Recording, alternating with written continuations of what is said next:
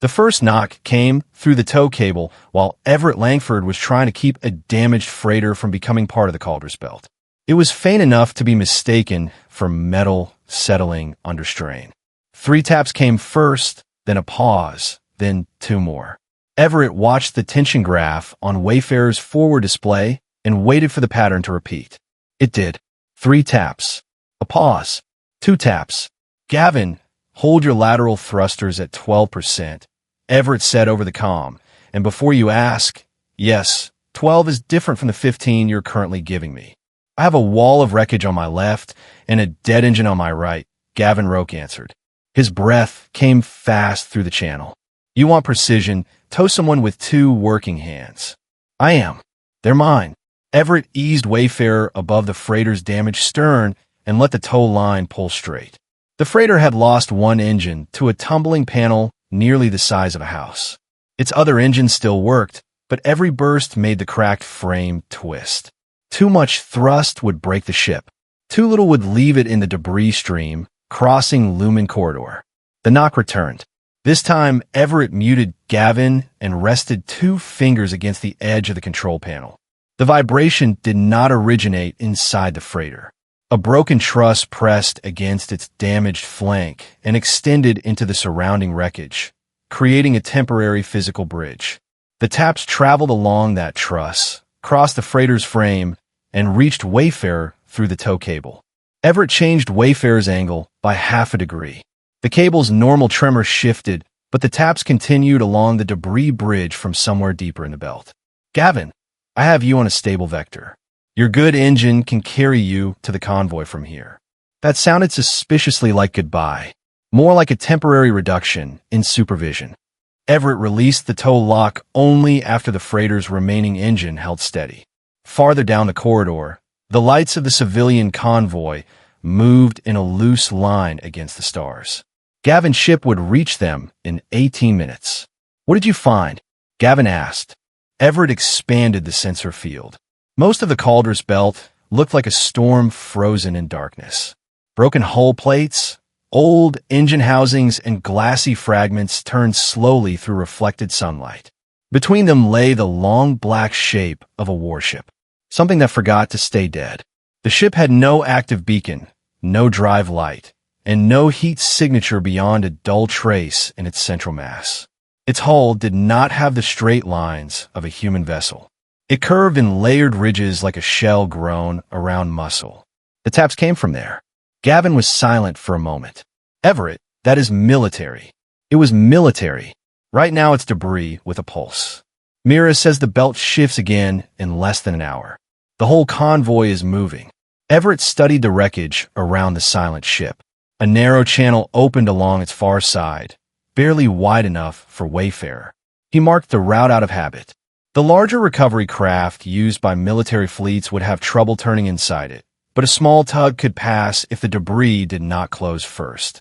"Tell Mira I heard her," he said, "and tell her to move the convoy another 10,000 miles off the belt. She'll ask why." The knock sounded again, faster now. "Tell her I found a reason." Wayfarer had been built for ugly jobs in places sensible ships avoided. Short, broad, and covered in anchor points, tool housings, and heat fins, it could pull a freighter with 1 dead engine or stabilize a crack station module. It could not tow the warship on Everett's screen. He approached anyway. The outer hull filled his forward window. What looked smooth from a distance was a dense weave of overlapping plates. Some were pale and rigid. Others flexed slowly as Wayfarer's lights passed over them. Everett extended a contact arm and set its vibration sensor against one ridge. 3 taps came through the arm. He moved the sensor 6 feet to the right. The next taps came from beneath it. "All right," he murmured. "You know where I'm listening. That makes 1 of us." He sent 2 taps through the arm. The hull answered with 2. The response was enough to end any thought of leaving. Everett locked Wayfarer to the hull with 4 anchors and checked the stress readings twice. He pulled on his pressure suit, sealed the collar, and loaded a compact cutter, structural probes, thermal lines, and a spool of safety tether into his tool frame. Everything came from Wayfarer's ordinary rescue inventory. If those tools were not enough, wishing for better ones would not improve them. The nearest opening was a wound between two hull plates. Everett crossed the contact bridge, set his tether, and entered. The passage beyond had once been wide. Now dark strands as thick as his arm had contracted across it. They were not cables. Their surfaces tightened when his suit light touched them, then loosened when he moved the beam away. He placed a probe against one strand. The vibration traveled ahead of him and returned through the walls in a pattern that felt uncomfortably like a flinch. "I usually ask a ship for permission after I find the owner," he said. "We may need to reverse the paperwork." The tapping led him deeper. He found air after two sealed compartments, though the pressure was thin and carried a sharp mineral smell through his suit filters. A weak emergency glow pulsed along the floor. It brightened in time with the vibration beneath his boots. Everett knew heartbeat was not the right word. He had repaired enough pumps to respect the difference between a metaphor and a mechanism. It sounded like one anyway. The passage opened into a control chamber filled with curved surfaces and dim amber light. At its center, a woman was trapped upright against a living console. Bands of gray tissue had tightened across her forearms, waist, and legs. Her skin held a soft copper tone under the emergency light, and pale markings ran from her temples to the sides of her neck. Her eyes followed Everett before he had crossed half the room. "Human," she said. Her voice was low but steady. "Do you carry a field cutter?" "Hello to you too." "Do you?" Everett raised the tool. "I generally bring one when climbing in unidentified biological warships. It's part of the cheerful service package." She did not smile. Her attention shifted to a swollen mass on the far wall. It was the size of a cargo pod and threaded with dark veins. Sections of its surface had turned dull and brittle. "Cut away the dead lobe," she said. "It is blocking circulation to the sealed decks." Everett moved closer without touching it. His probe showed heat building beneath the dead outer tissue. "How many people?" 23 survived the first shutdown. "I can confirm at least 17 still have pressure.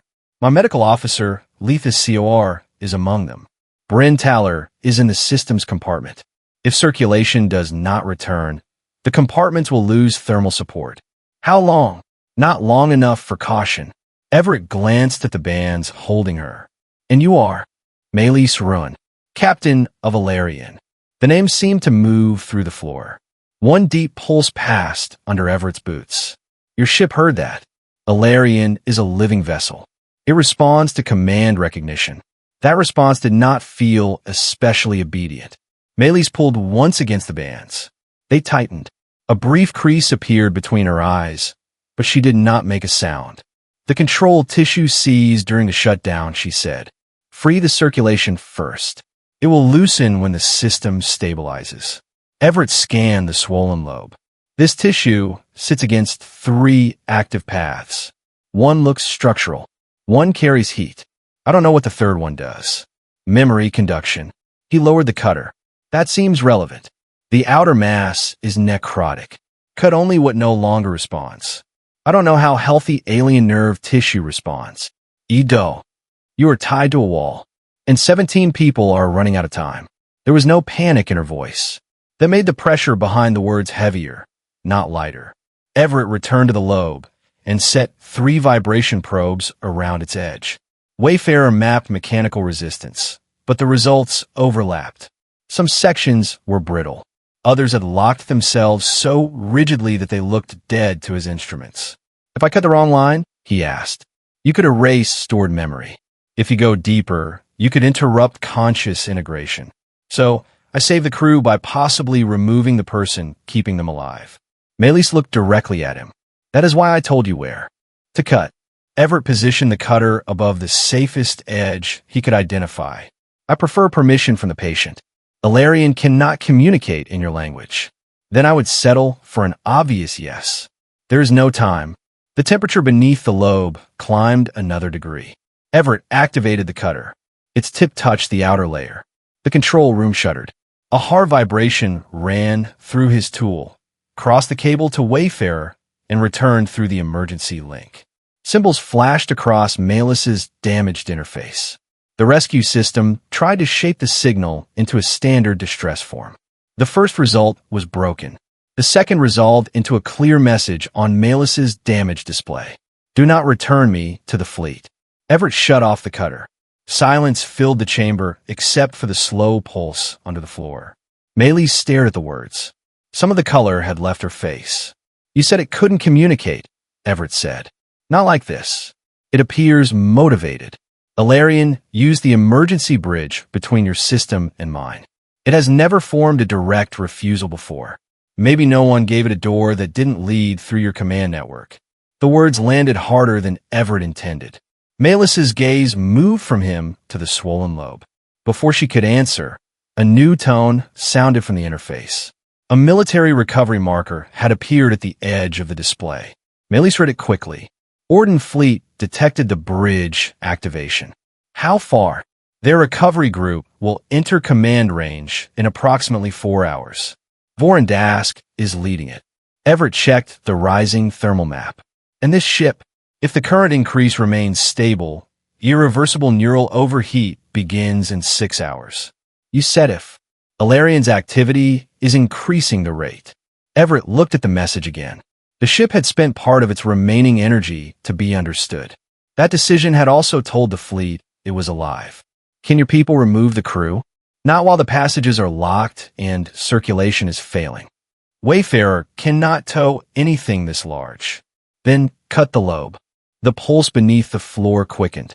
Everett crouched beside one of his probes and tapped the handle against the deck twice. 2 taps for yes, he said. Then he struck once. 1 for no. Nothing answered. Maelis watched him. That is not a language. It is more than we had a minute ago. He moved the probe to the outer edge of the dead tissue. I want to test this section. No kutin. Just pressure. 2 for yes. 1 for no. 2 taps came through the probe. Everett shifted it toward a darker band that led into the wall. This section. 1 violent tap struck back. He looked at Maelis. Now it's a language. Her eyes remained on the lobe. Behind her control, Everett saw something change. Not agreement yet. Something more difficult. Recognition. The fleet link must remain closed, she said.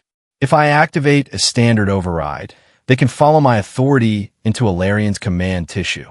Then we do this without an override. It will be slower. Being erased is famous for saving time.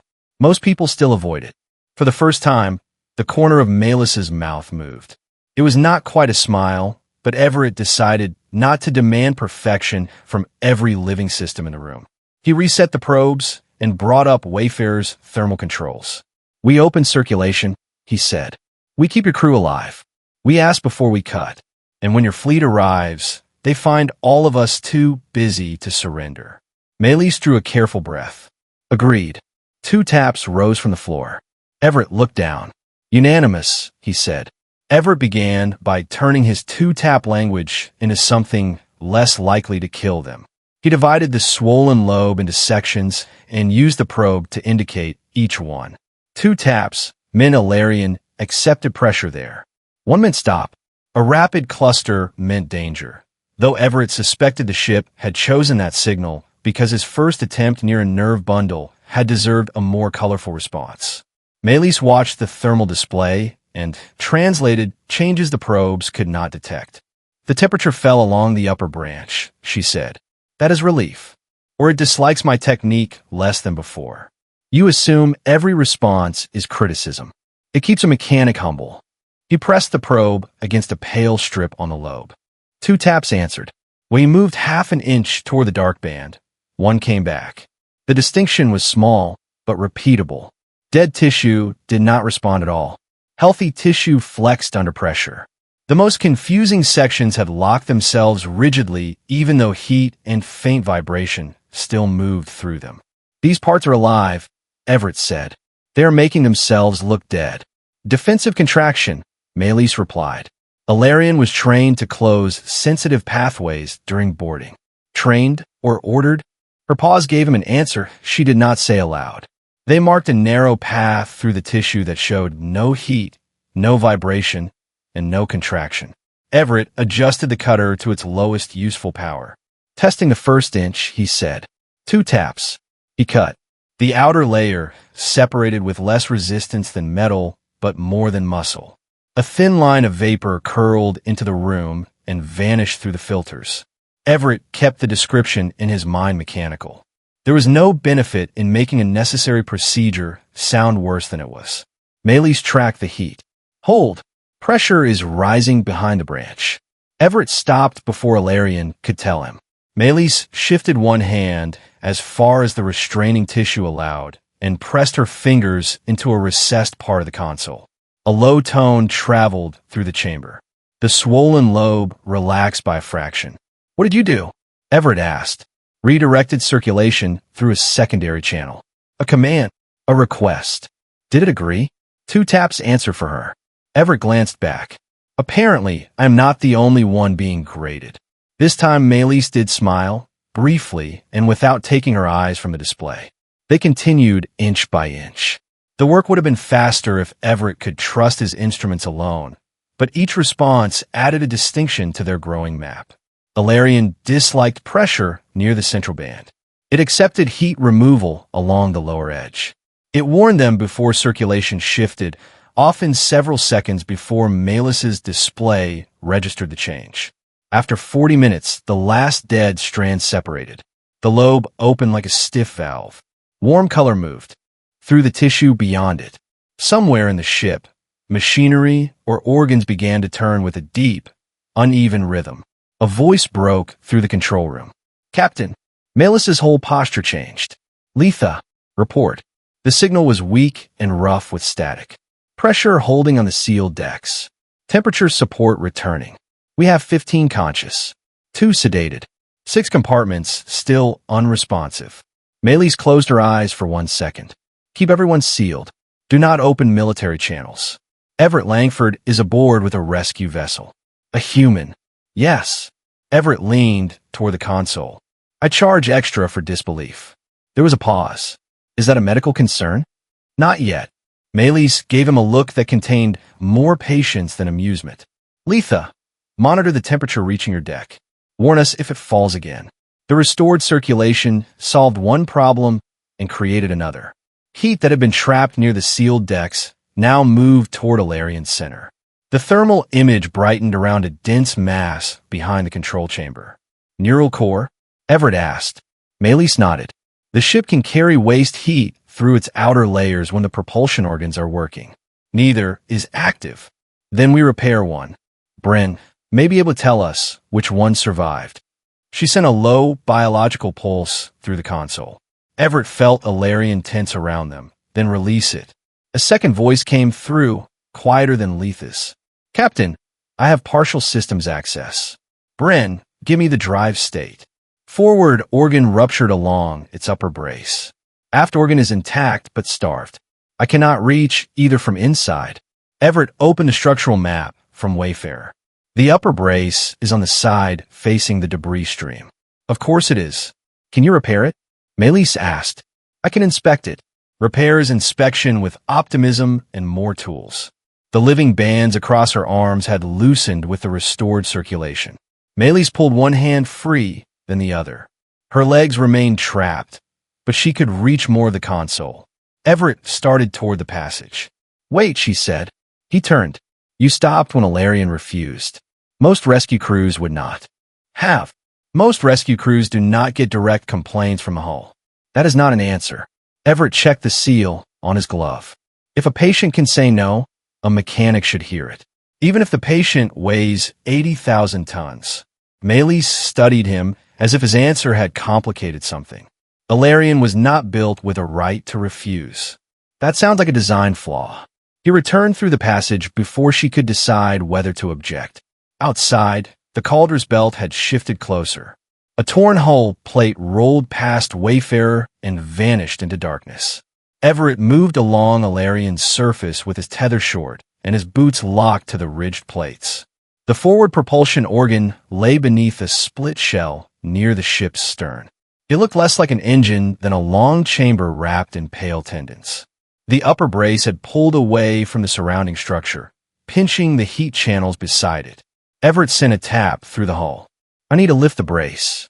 It will hurt. 2 if I proceed." No response came. Maelis's voice reached his helmet. "Ilarion is pulling energy away from the area. fear, possibly memory. The propulsion organs were forced beyond safe limits during the last mission. Everett rested one glove on the hull. I can brace the brake before I lift. I won't force it open. 2 slow taps came through his boots. Thank you, he said. He anchored a support frame across the split shell. Wayfarer's equipment had been designed for metal, but load was load. He spread it over 4 living plates rather than 2, keeping pressure below the level Maelis set. The first lift exposed a torn line carrying hot fluid. Everett clamped it before the leak could spread. The second brought the brace into alignment. Ilarion shuddered under him, but the consent signal remained steady. Bren, try feeding it, Maelis said. The chamber beneath Everett tightened. A wave of vibration traveled toward the ship's center, returned, and nearly threw him off his feet. That was encouraging, Everett said as his tether caught him. The organ accepted power, Bren answered. Your standards for encouragement are alarming. The propulsion chamber began a slow cycle. Heat moved outward, but the channel near the brace was too narrow to release it. Everett connected a thermal line from Wayfarer to the outer shell and opened the tug's cooling loop. Temperature dropped across the damaged organ. Wayfarer's system immediately posted a warning. It could carry the extra load for 23 minutes before automatic shutdown. This is temporary, Everett said. My cooler can help one organ. It cannot carry your entire ship. How far beyond its limit can it be pushed? Maelis asked. Far enough to become a very expensive sculpture. That was not a number. It was a professional estimate. Everett secured the line and checked the surrounding plates. Ilarion shifted the edge of its shell to shelter him from a stream of small fragments. The movement was deliberate and costly. Heat brightened on Maelis's display. Ilarion, stop protecting my dignity, Everett said. The suit can handle pebbles. The shell did not move back. It does not trust the suit, Maelis said. It has excellent instincts. I bought this one used. When the organ stabilized, Everett returned to the control chamber. Maelis had freed one leg and was working on the remaining band. The restored light revealed silver strands woven through her dark hair and the exhaustion around her eyes. Everett connected Wayfarer's sensor feed to the console. One drive organ is breathing. The cooling loop has 20 minutes before it needs rest. Ilarion will use the organ only when necessary. It already used energy to cover me. You noticed. I usually notice when a ship grows a roof over my head. Maelis freed her last leg and stood carefully. She swayed once. Everett moved a hand toward her, then stopped when she steadied herself against the console. She noticed the unfinished gesture. I can stand. I was reaching for the display. It is on the other side. Alien control rooms are confusing. She almost smiled again. This time the warmth stayed in her eyes for a moment. The respite lasted less than a minute. A military signal opened across the console without invitation. A man's voice filled the chamber. Captain Ruun, confirm command identity. Maelis went still. Vorin Dask, she said quietly. Your vessel has been designated for recovery. Activate the ownership channel and prepare your surviving crew for transfer. Everett watched the thermal map. Fine lines of heat spread from the central mass as soon as Vorin spoke. Maelis keyed a local response without opening the command link. Ilarion is unstable. Remote access may cause neural collapse. The recovery system will stabilize the vessel. Your medical decks will receive priority. Will the crew be transferred before data extraction? The pause was short but real. Follow the recovery order, Captain. Maelis's fingers hovered above the ownership control. Everett could see the calculation in her face. 17 confirmed survivors. 6 silent compartments. One command might bring military medical ships close enough to take them. It might also open the door Ilarion had begged them to keep shut. You cannot verify his promise, Everett said. I cannot verify the silent compartments either. The heat lines widened. Ilarion can, Everett said. Ask. Maelis looked at the control beneath her hand. Then she withdrew her fingers. Recovery command denied, she said. Maintain distance until I report a safe approach. Vorin's tone hardened. You do not have authority to deny recovery of fleet property. The floor struck back with one enormous pulse. Maelis looked down. Ilarion denies it. She closed the channel. The reaction came at once. A command-shaped signal pressed against the ship from outside, probing for the path Maelis had refused to open. Ilarion's walls tightened. Temperature surged around the central lobe. "He is using your identity to search for a route," Everett said. "The channel is closed." The ship does not know that. It only feels the key at the door. Maelis placed both hands against the living console. "Ilarion, I will not open it." The pulse under the floor remained rapid, but the tissue around them slowly loosened. Everett watched Maelis rather than the display. Refusing Vorin had cost her more than a line in a report. She had placed her crew, her command, and whatever home waited behind the fleet on the far side of a choice she could not take back. Easily. He trusted the act more than he trusted her explanation. Bryn's voice broke in. Movement near the system's deck. Multiple fragments, closing from port. Everett pulled up Wayfarer's exterior view. A field of wreckage had changed course. The thrust wash from the approaching recovery group was pushing it toward Ilarion. The largest fragment would strike near Bryn's compartment in 90 seconds. "Forward organ can give us lateral motion," Maelis said. "Not enough to leave the belt. Enough to move 6 yards. If Ilarion accepts the strain." Everett sent the requested movement through the tap system. Ilarion answered twice, then shifted power. The living ship rolled with painful slowness. The repaired organ pulsed beneath the hull. Everett saw the hot brace bend on Wayfarer's sensor feed. "Ease it," he said. "Impact in 40 seconds, Bryn warned. Ilarion did not ease. It moved the system's compartment out of the fragment's path, then raised a ridge of outer plating around the weakened section. The wreckage struck the ridge and broke apart. The impact shook the control chamber. A secondary fragment spun toward Wayfarer's exposed side. 3 rapid taps hammered through the floor. Everett recognized the warning before the tug's own sensor sounded. He remotely fired a maneuvering burst. Wayfarer shifted against its anchors, and the fragment missed its cooling assembly by less than a yard. Then Ilarion's forward organ lost rhythm. Everett ran back outside. The upper brace had slipped, but it had not torn free. He reset the support frame, while Maelis reduced power from inside. The repair held. By the time he returned, sweat had soaked the back of his shirt beneath the suit. Maelis handed him a narrow container from an emergency locker. "Drink," she said. "Is this a medical order or a command?" "A request." He accepted it. The liquid tasted like cold minerals and something sharply green. "Your people have made water unnecessarily ambitious. You are welcome to dehydrate." Everett drank again. Maelis looked toward the thermal display. "Ilarion saved Bryn. Then it warned you, and added another 12 degrees to the core. The estimated time before Neural. Overheat had fallen from nearly 6 hours to 3.5. It chose to pay that," Maelis said. "Choice is expensive when no one designed room for it." For several seconds, neither of them spoke.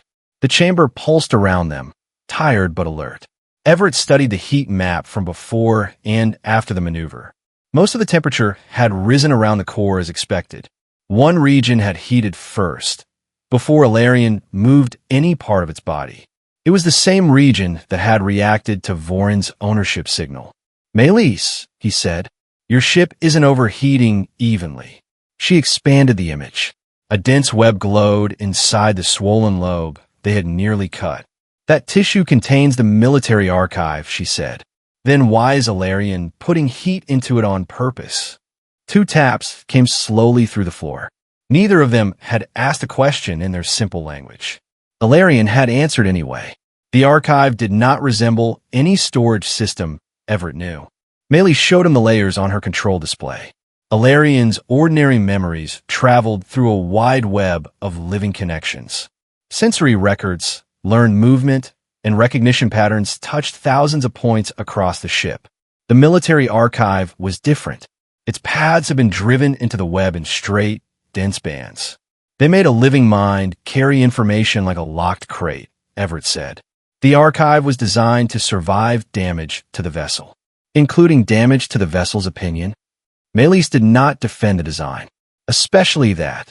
They could not open the archive through the command interface without giving Orden Fleet the same route. Instead, Everett placed vibration probes along the outer wall, while Maelis asked Ilarion to release only what it chose. The first response was not language.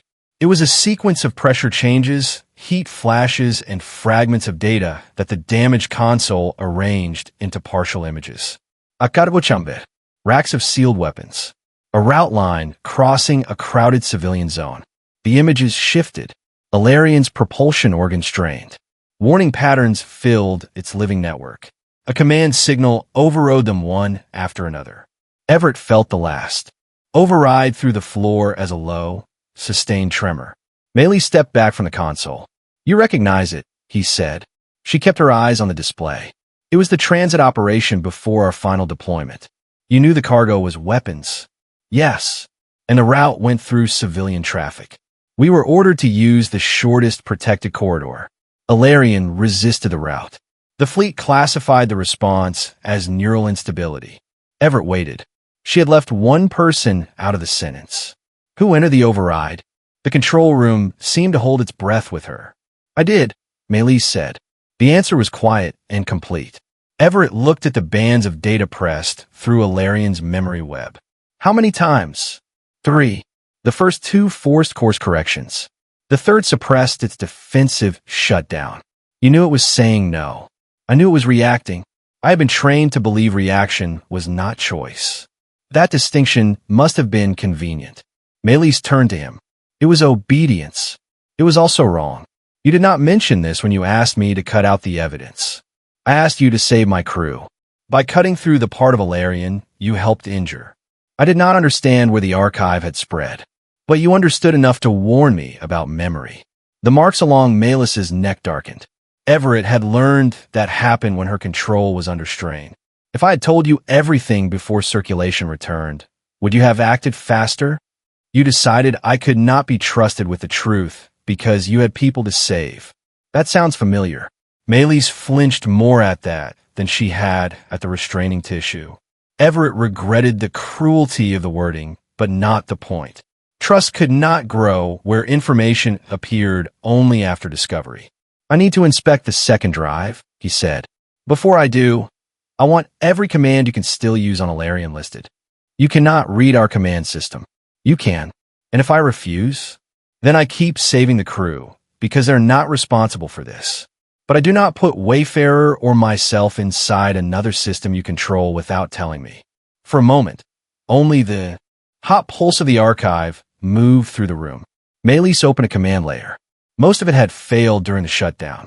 Several low-level authority paths remained, along with one sealed command at the center. "The ordinary codes can force access, propulsion, circulation, or neural quiet," she said. "The final authority can end Ilarion's ownership bond. It cannot be reversed. Why would a military fleet include that? A bonded vessel captured intact could expose every command path to an enemy. A captain has authority to sever the bond first. The fleet intended the vessel to become inert afterward. Ilarion may have other plans. I hope so." Maelis placed her hand on the ordinary command field. One by one, she invalidated her remaining coercive codes. Ilarion's floor trembled beneath them, uncertain at first, then calmer. She left only the final authority sealed. "If I use that," she said, "the act will be recorded through the fleet bond as abandonment of command. My rank ends with it. I cannot return." Everett looked at her. "And if you do not, Ilarion remains property. Then we know what the last key is for. We know what it can do. We do not yet know whether using it will save anyone." That was the first answer she had given him that neither hid nor promised more than she knew. He nodded once. "Better." The archive released another fragment. This one carried no visual record. It was a recovery directive with layers of authorization. Maelis read the first section aloud, then stopped. Everett saw her face change. "What?" "Primary archive extraction. Full neural reset after confirmation." Neural reset sounds polite. It would remove Ilarion's integrated identity and return the body to an unconditioned state. "Erase the person. Keep the ship." "Yes." She continued reading in silence. The marks along her neck darkened again. "There is a secondary instruction attached to my command identity," she said. "Let me guess. A medal. Termination of access and removal after debrief." "Removal from what?" Maelis met his eyes. "Everything. The directive does not preserve me as a witness." Voren had not confessed. He had not needed to. The orders lay inside the very archive Ilarion was trying to burn. Everett felt no satisfaction at being right.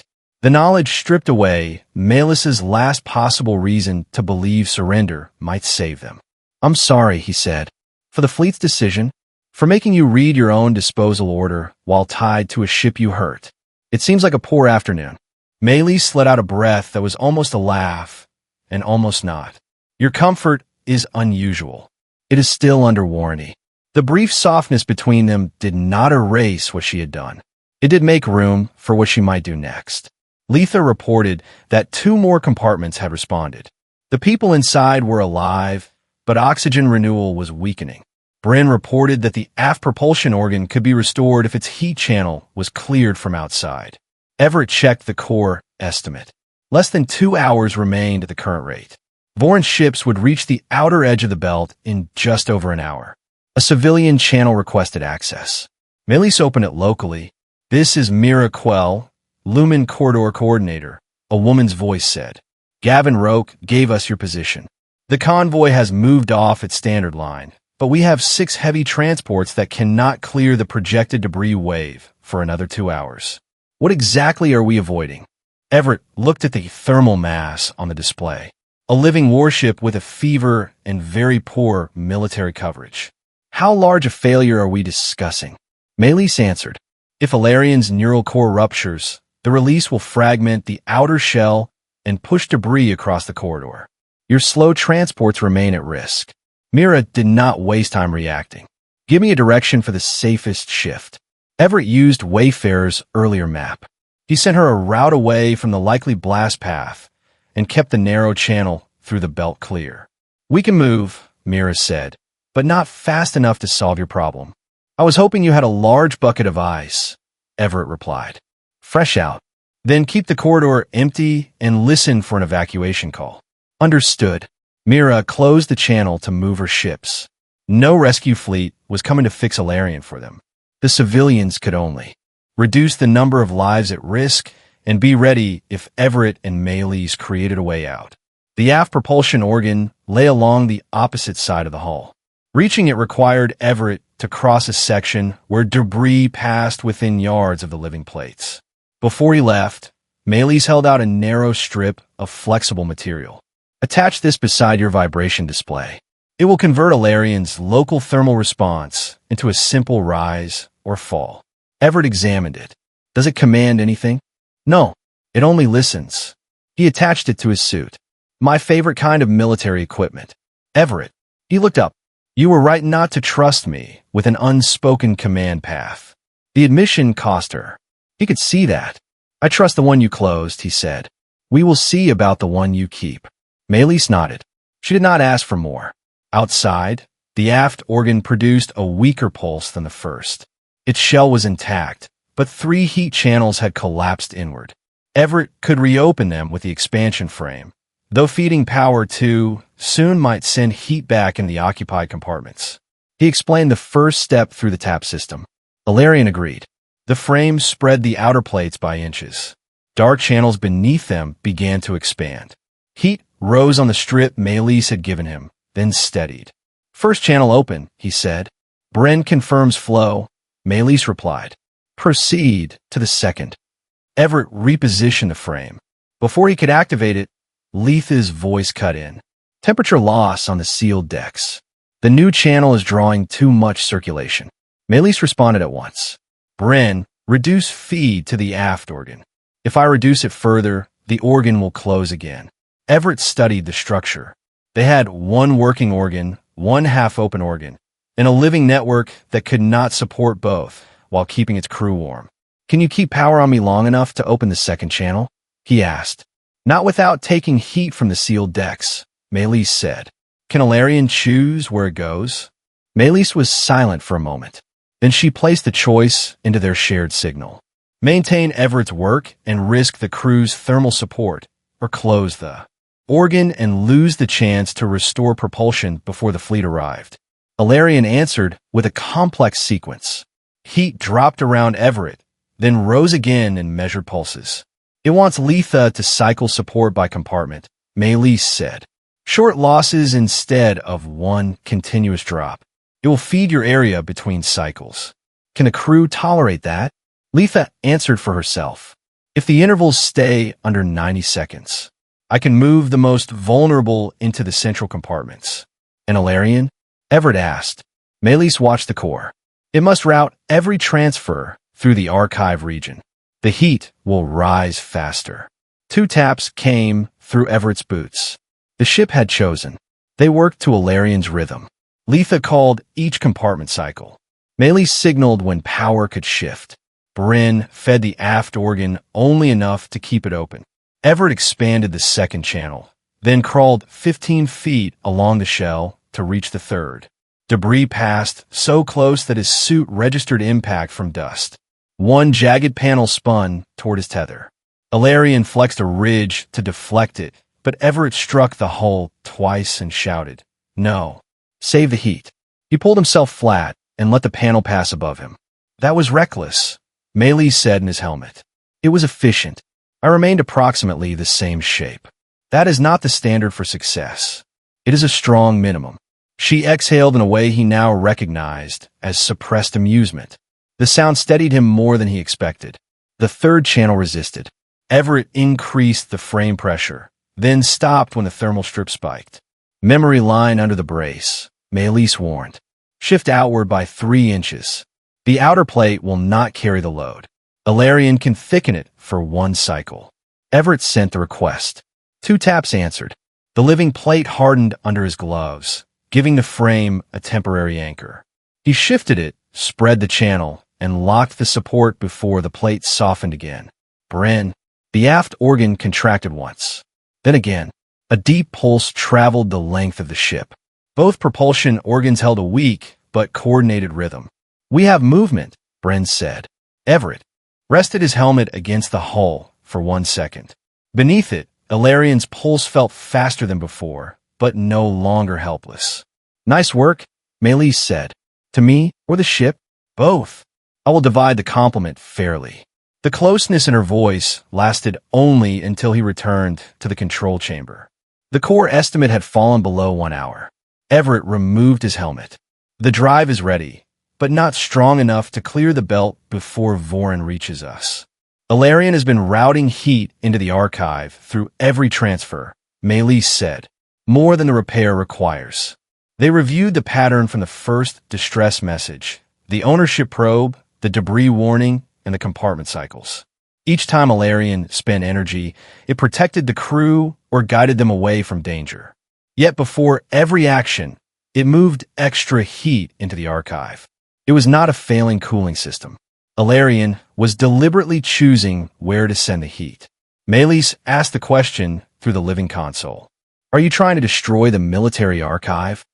2 taps shook the chamber. Are you willing to destroy yourself to do it? Everett asked. 2 more. The answer settled over them with the weight of the warship around their bodies. Maelis looked at the map of Lumen Corridor. If the core ruptures here, the crew dies. The debris wave reaches the slow transports. Ilarion knows, Everett said. It has been protecting them. Then it believes the archive is worse. The ship sent a fragment through the emergency bridge. A route. Weapons. Civilian lights. The same command forcing the path again and again. Everett finally understood the sentence that had brought him aboard. Ilarion was not asking them to stop its death at any cost. It was asking them not to make that death meaningless by returning the archive to the fleet. If we use your old control paths, Vorin gets the ship, he said. If we let the archive burn inside the core, everyone gets the blast. Maelis expanded the image of the swollen lobe. The archive reaches the outer shell here. Its memory connections spread inward, but the densest force data remains in the external mass. Everett traced the load paths. I can. Reach it outside. I can separate the archive tissue from the core. Not without crossing memory. Then Ilarion tells us what to keep. The heat would still destroy the core before you finished. Everett looked toward Wayfarer's cooling controls. The tug could not cool the whole ship. It did not need to.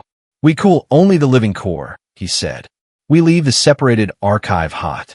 It finishes what Ilarion started, away from the nerves. Maelis followed the thermal paths. The ownership bond must be cut first. Otherwise, the fleet can force the archive to reconnect during separation. Your last key. If I use it, I cannot command Ilarion to remain still during the procedure. Then ask.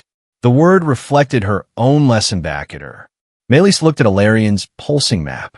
If the procedure begins, there is no safe return to the original state. Everett thought of Wayfarer, of the life stored in its worn compartments, and of the last ship he had lost because he had run toward danger without planning how to leave it. This time he knew the price before he moved. There is no original state left, he said.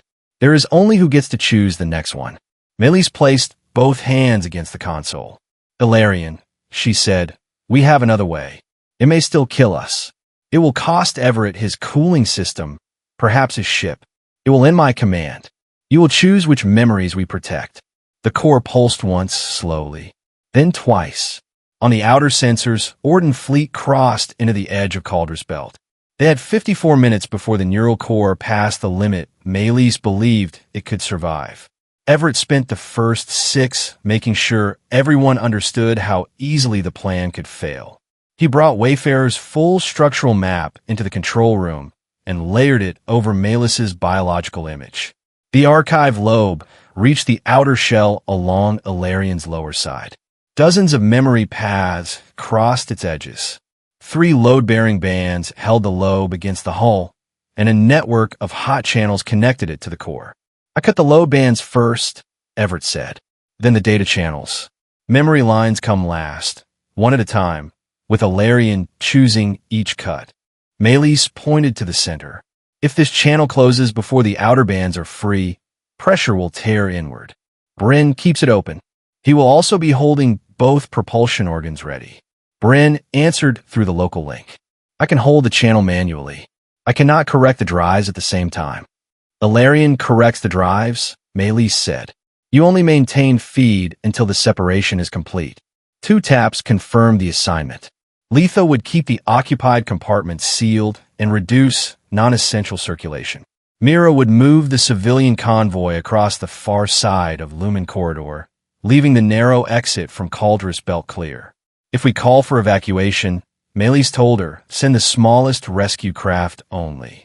The belt will not admit your transports. Understood, Mira said. We are moving now. Everett routed Wayfarer's cooling loop through 2 separate thermal lines. The first would pull heat from the neural core, while the second would protect the living tissue around the cut. Neither line touched the center of the archive lobe. Once separated, the hot data tissue would be left to break down on its own. Wayfarer's computer estimated 14 minutes at the required load before automatic shutdown. The surgery would take at least 30. Everett disabled the automatic shutdown. Maelis saw him do it. What happens when the system passes 14 minutes? The coolant breaks down. Then the pumps overheat. Then Wayfarer's internal heat sinks absorb what they can. And after that, the professional term is bad. Everett, the drive coils warp. The frame loses alignment. Wayfarer becomes unable to fly. Her gaze rested on him. Your ship is your livelihood. It is also the largest heat sink we have. You told me you lost another vessel saving people. I lost it because I committed before I knew the load. I told myself courage would cover the math. It did not. And this time, he showed her the numbers. This time the math is the reason. Maelis studied the projected failure curve. There was no hidden hope in it. If the core load stayed low, Wayfarer might survive damaged. If Ilarion preserved more memory connections, the heat would rise and the tug would be lost. The final choice would belong to Ilarion. You can still leave in Wayfarer, Maelis said. The crew and I are Ilarion's responsibility. Ilarion asked me for help. That makes the repair my responsibility. It does not make your sacrifice mandatory. No, my choice does. Maelis lowered her eyes for a moment, not in surrender, but in acceptance. Then I will not pretend the cost belongs to anyone else. Voron's signal cut across the display. Captain Ruun, your command access has been restricted pending recovery. Disengage the human vessel and open the ownership channel. Maelis responded through the local voice link. Your recovery order is denied. You are preserving compromised equipment over the lives of your crew. My crew is alive because Ilarion chose to protect them. Ilarion is fleet property. It does not choose. Everett watched the heat climb at the sound of those words. He has remarkable timing. Maelis closed the voice channel before Voron could turn the moment into an argument. She opened the sealed final authority. The control chamber changed around her. Pale lines rose from the console and wrapped her hands in light. The markings along her neck brightened in response. The final authority was designed to sever Ilarion's bond if capture became unavoidable, she said. The fleet expected the ship to become inert without command support. Ilarion has already exceeded several expectations. Maelis looked toward the living walls. Once I release this, I cannot force circulation, drive response, or neural quiet. I cannot stop the surgery if Ilarion continues. Everett secured his helmet under one arm. Then make sure it understands. She did not speak like a captain giving orders. She described the procedure again, the risk to the core, the likely loss of Wayfarer, and the memory choices that could not be reversed. She described what would happen if Ilarion withdrew consent before the archive separated. When she finished, the room remained still. Everett waited. 2 taps sounded beneath their feet. Maelis drew a breath and activated the final authority. The light around her hands rushed into the console. For an instant, Everett felt a pressure pass through the whole ship, as if an invisible grip had tightened around every wall. Then it broke. The military symbols on the interface went dark. Maelis's command marker disappeared. A short record crossed the remaining fleet connection before that path closed as well. The final record confirmed that the command bond had been released and Maelis's captain authority had ended. Maelis staggered. Everett caught her forearm before she struck the console. The contact lasted only long enough to steady her. She covered his hand with hers for one brief second, then stood on her own. "Can you still hear Ilarion?" he asked. Maelis placed her bare palm against the living surface. The floor pulsed twice. "Yes," she said. Her voice shook, but her answer did not. Not because it must answer. An alarm sounded on Wayfarer's feed. Orden Fleet had lost remote access and begun active targeting. Everett sealed his helmet. Time to earn the terrible contract. He crossed back through the passage, entered Wayfarer long enough to set the cooling pumps to manual control, and secured everything that might break loose. The tug's cabin contained most of his life. A worn cup clipped beside the pilot's chair. Spare clothes in the rear locker. Repair tags from stations that no longer existed. A small metal token from his first rescue ship, bolted above the navigation screen. He touched the token once. "You deserved better planning," he said to the memory attached to it. Then he vented the unoccupied cabin, sealed the internal compartments, and returned to Ilarion's outer hull. Wayfarer remained anchored beside him, its cooling lines fixed to the living plates. The archive lobe bulged below the hull like a dark island. Everett attached 4 tethers around the work area and anchored his support frame across the first low band. "Beginning the outer separation," he said. Maelis's voice reached him through the local link. "Ilarion is ready." 2 taps traveled through his boots. Everett cut the first low band. The lobe shifted an inch away from the hull. Heat burst through the gap, and Wayfarer's pumps increased speed. The thermal line beside Everett stiffened as coolant raced through it. "Core stable," Maelis said. "Outer tissue rising. That is where we want the heat. For now." The second band lay beneath a ridge that flexed with every neural pulse. Everett could not cut while it moved. He sent a request for Ilarion to hold the ridge flat for 8 seconds. 2 taps. The ridge stiffened. Everett worked the cutter along the marked boundary. At 6 seconds, Maelis warned, "Release in 2." He finished and pulled his hand clear as the ridge relaxed. The second band separated. A bright object crossed the edge of his visor. Everett turned his head and saw the first recovery craft moving between distant fragments. It was larger than Wayfarer and narrow enough to enter the outer belt, but not the channel beyond Alarion. Voron's voice reached Maelis on an emergency frequency. Release the archive and stand down. Your command is already terminated. Continued resistance serves no purpose. Maelis did not answer him. She spoke only to Everett. Third band is carrying more load than projected. The first two shifted inward. Everett checked the strain. Cutting it directly would tear the edge of the memory web. I need Alarion to contract the lower shell and take half the weight. Maelis passed the request. The hull tightened beneath him, drawing the lobe closer along one side. The third band relaxed enough for Everett to place a support clamp across it. Holding, he said. Alarion cannot maintain the contraction for long. Everett cut through the dead outer tissue, stopped at a live strand, and shifted the line around it. The strand carried a familiar rhythm. 3 taps, a pause, then 2.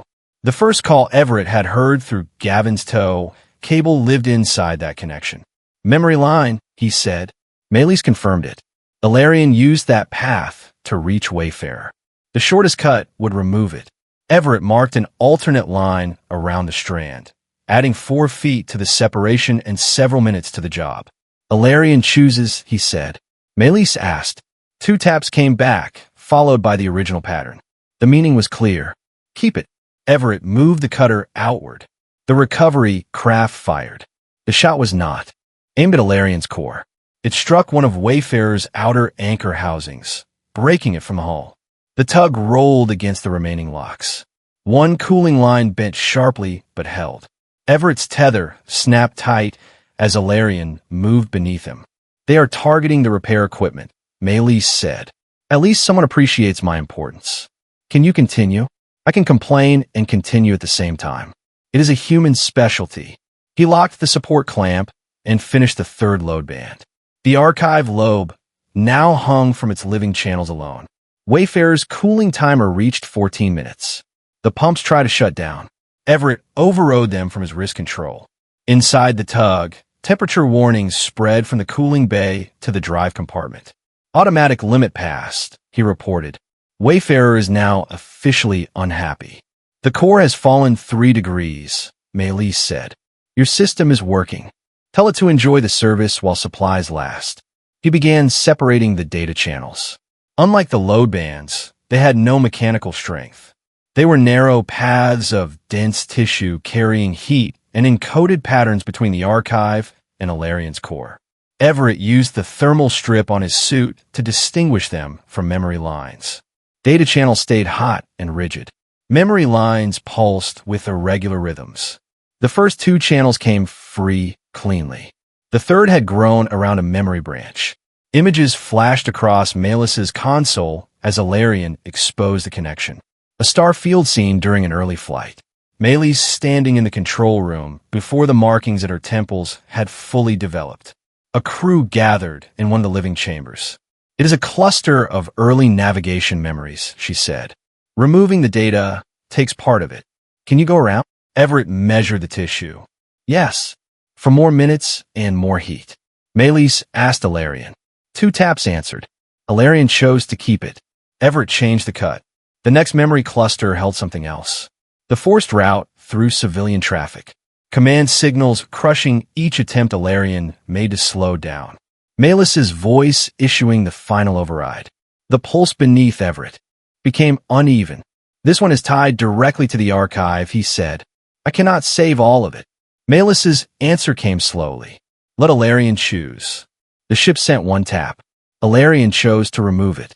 Maelis inhaled sharply over the link. Everett understood. Alarion was choosing to lose part of the memory Maelis would never be allowed to forget. Are you ready? He asked the ship. 2 taps. He cut. The data channel recoiled toward the lobe.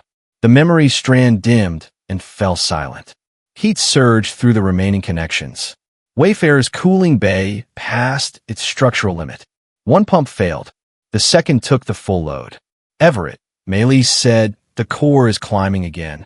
I know. At this rate, we have 9 minutes. I need 12. The recovery craft fired a second time.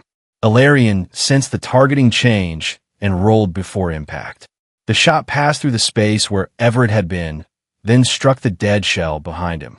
The movement pulled the bent cooling line tighter. Its outer layer split, and coolant began to escape in a glittering stream. Everett clamped the leak with one hand while keeping the cutter anchored with the other. "Bryn, can you rotate us farther in the belt?" he asked. "The drives are ready, but activating them now sends another heat pulse through the archive." "Then wait." Maelis's voice sharpened. "Another shot may cut the remaining cooling line. Moving kills the core sooner. We keep the line." Ilarion sent 2 taps in agreement. Everett fitted a seal over the leak and continued. Wayfarer's final pump began to fail. The tug's frame absorbed more heat than its damaged cooling system could release. Drive alignment warnings filled Everett's wrist display. He had reached the choice the calculations had predicted. If he isolated Wayfarer's drive compartment, he might preserve the tug's ability to fly. The neural core would receive only 2 more minutes of cooling. If he opened every internal heat sink, the tug would absorb enough thermal load to finish the surgery, but its drive coils would warp beyond repair. Everett opened the full system. Wayfarer's internal doors unlocked. Coolant-flooded reserve channels never meant to operate. Together, heat flowed into the frame, the drive housing, and the sealed cabin that held his few belongings. The metal token above the pilot's chair vanished from his remote camera as frost covered the lens, then melted under the rising temperature. "Wayfarer is committed," Everett said. Maelis did not offer false reassurance. "Ilarion understands the cost." 2 slow taps reached him. "You're welcome," Everett said. "Please avoid sending payment through military accounting." The dry words kept his hand steady when the tug's drive coils failed one after another. Ilarion's core temperature stopped rising. Everett cut the last major data channel. Only a web of fine connections remained. Some carried force commands. Some carried memories formed around them. Separating one from the other required Everett to use everything he had learned from the ship's vibration. He placed the probe against the first strand. No pulse. Data only. He cut it. The second carried a weak rhythm associated with Maelis's voice. Ilarion chose to keep it. Everett went around. The third held drive responses from the force mission. Ilarion chose removal. The fourth carried the moment it had protected Bryn's compartment. Keep. The fifth carried the recovery directive. Remove. Each decision changed the route. Everett's hands ached from holding the cutter against the moving hull. A fragment struck his shoulder plate and spun him sideways. The tether caught him, but the tool slammed against the shell. The cutter lost power. "Everett," Maelis said. He pulled himself back to the work area. The tool's main cell had cracked loose. He had no spare on his suit. Wayfarer's external tool feed remained connected 10 feet away, across the damaged cooling line.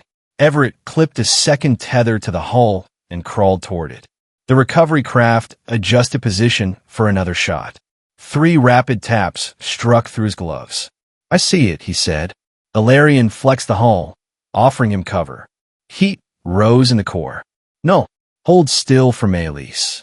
Everett released one tether, swung across the gap, and caught the tool feed. The shot struck Wayfarer's forward plate. The tug lurched hard enough to tear its last. Undamaged, anchor halfway free. Everett locked the power line to his cutter and returned to the lobe. "You are injured," Maelis said. His shoulder hurt, but the suit still held pressure and his arm moved. "Bruised. Functional. Annoyed. All within normal specifications. Do not hide a limit from me." The statement stopped him for half a second. She was not asking as a captain. She was asking as the person whose life depended on his honest answer. "Arm strength reduced," he said. "I can finish, but I need Ilarion to hold the lobe steady." Maelis passed the request. The ship tightened the outer plates around the work area without shifting energy from the core. Everett resumed cutting. Inside, Maelis's voice remained constant. She told him which thermal path was changing, how long Ilarion could hold it, and where the next pulse entered the memory web. Everett answered with his position, pressure, and remaining time. Neither promised the other they would survive. They gave each other facts, and the facts became trust. The archive lobe began to pull away. "One connection remains," Everett said. It was thicker than the others and carried a familiar layered pulse. The first distress call, Maelis's voice before the forced mission, the crew's presence, the fear of the ownership signal, and the decision to burn the archive all passed through the same living bridge. I cannot preserve the entire strand, Everett said. The force data is woven through it. Maelis was silent. Ilarion must choose the boundary, he continued. I will follow the strongest pulse, but part of the memory will go. Maelis placed both hands against the console. Her command authority was gone. All she could offer was attention. Show us, she said. The pulse traveled beneath Everett's probe. He followed it slowly. The path divided. One branch held the archive's command pattern. The other held the response Ilarion had created after the command failed. 3 taps. A pause. 2 taps. The heartbeat Everett had heard through the tow cable. He placed the cutter between them. Here. 2 taps answered. The recovery craft fired, but Ilarion held still. Maelis stayed linked at the console. Everett cut. The archive lobe tore free. For one suspended moment, it floated beside the hull, tethered only by a cloud of hot vapor. Its surface brightened from within as the stored heat continued through tissue that no longer shared Ilarion's cooling. The data patterns collapsed. Wayfarer absorbed the last thermal surge from the living core. Its remaining pump seized. The tug's frame warped against Ilarion's side and went dark. The military shot crossed behind Everett and struck the detached lobe. The tissue broke into inert fragments. There was nothing left to recover. Archive gone, Maelis said. Core. Alive. Unstable, but alive. Everett pulled himself toward the maintenance opening. Bren drives now. The 2 propulsion organs contracted. Ilarion's first attempt produced only a weak tremor. The second moved the entire ship. The recovery craft changed aim from the lost archive to Ilarion's drive tissue. Maelis did not command an evasive course. She placed the route Everett had marked into the living console and offered it. The narrow channel is open, she said. The civilian ships are clear.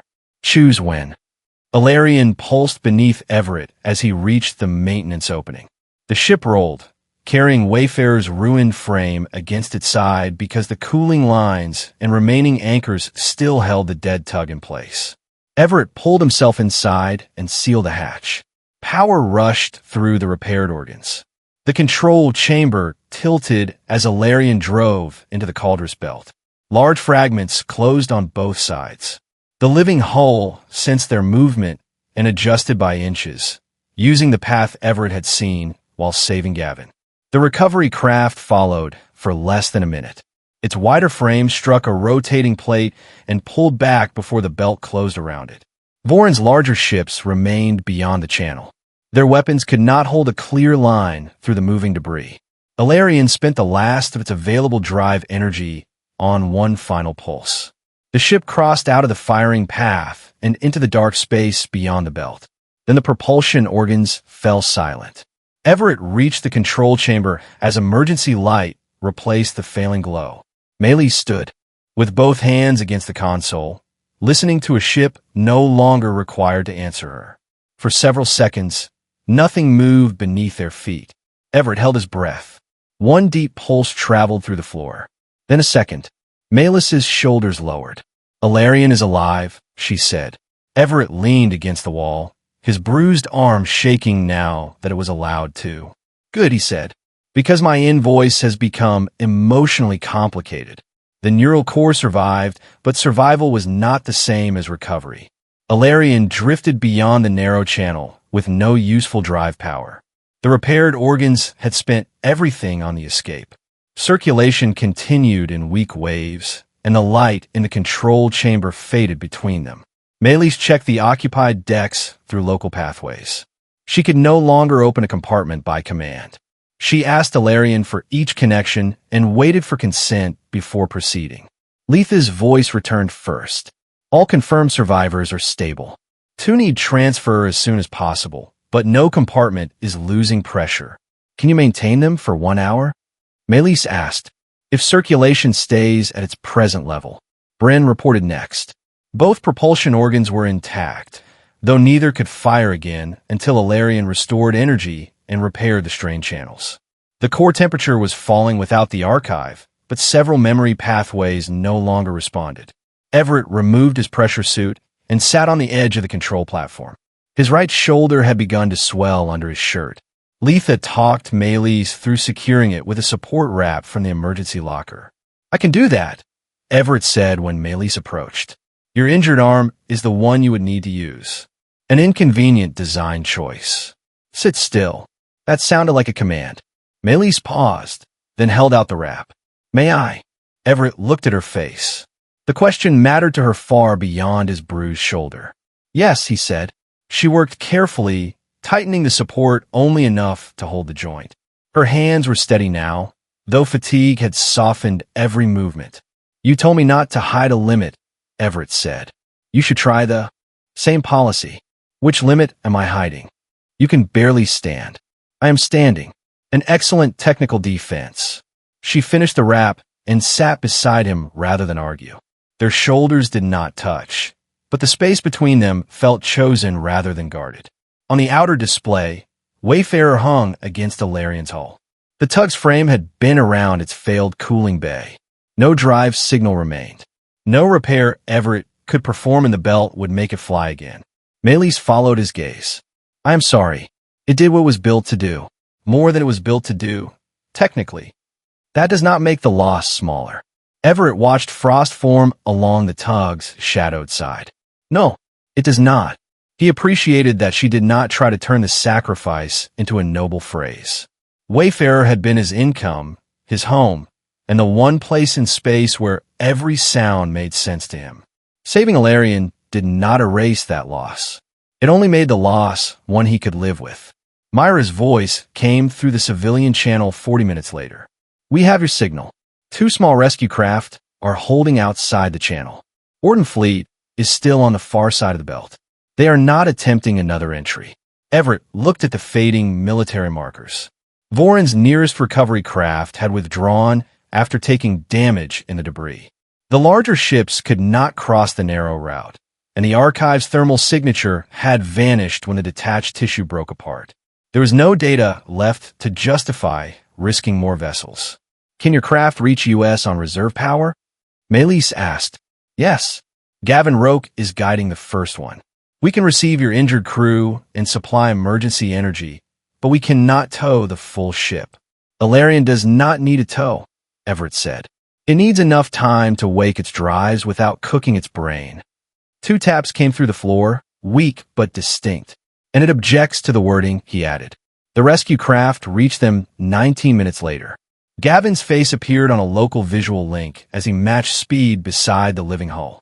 "I'll leave you alone for a few hours," he said, "and you trade your tug for a warship. Trade suggests favorable terms. Can you get out?" Everett glanced at Maelis, then at the pulse moving beneath the console. "Not yet. We have people to transfer." Alarian opened one maintenance passage after Maelis asked. Letha moved the 2 most vulnerable survivors first, then the rest of the crew in small groups. Gavin and Myra's second craft received them outside the belt. No one rushed the process or treated Alarian's living passages as military property. Letha was among the last to leave. She stopped in the control chamber and placed one hand against the wall. "Will you come with us, Captain?" she asked. Maelis looked toward Alarian's darkened console. "I will remain until circulation and drive response are stable. You no longer have a fleet medical system." "I know." Letha studied her, then Everett. "Make sure she rests." "I have had limited success issuing her instructions," Everett said. "Try asking," Maelis replied. Letha's tired smile suggested that some part of the exchange pleased her.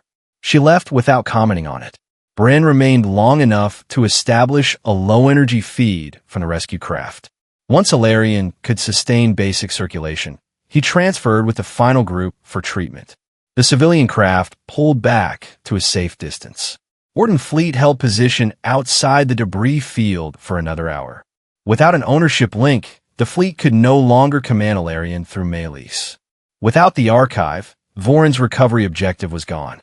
Pursuing a living ship through unstable wreckage near a civilian corridor would cost more vessels and gain nothing. The military markers eventually turn away. Maelis watched until the last one disappeared. She showed no relief at losing the fleet, only a quiet acceptance of the door that had closed behind her. Do you regret it? Everett asked. Releasing Ilarion? No. Losing everything attached to the command? She considered the question. I regret that it took losing those things for me to understand what they required from Ilarion.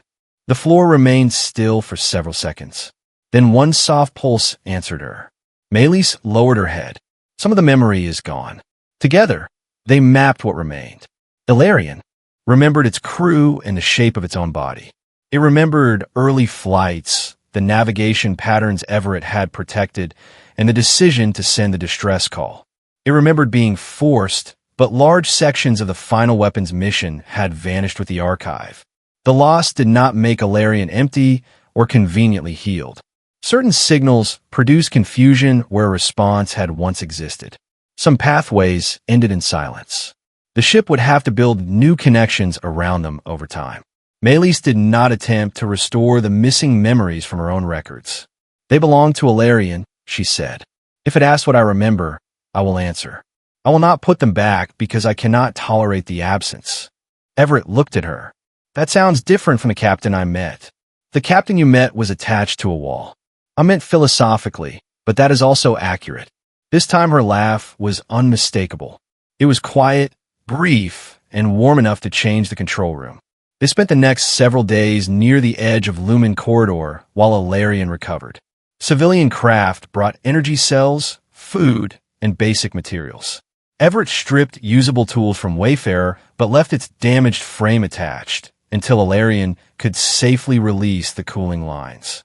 He worked in shifts. Maelis read the ship's biological responses while he repaired the outer structure. Neither assumed agreement. They asked, waited, and changed course when Ilarion refused. As the neural pathways settled, Ilarion began offering choices of its own. It opened a cargo chamber that had once carried weapons and shaped the inner supports into empty transport bays. It presented a route along Lumen Corridor, then another leading toward isolated civilian stations that often waited weeks for supplies. Ilarion wants to carry civilian cargo, Maelis said. Everett studied the routes. That is a dramatic change in clientele. 2 taps. It appears confident, she said. It has not reviewed the paperwork. The floor answered with 3 quick taps, a pattern Everett had come to interpret as irritation. Now you have offended the ship, Maelis said.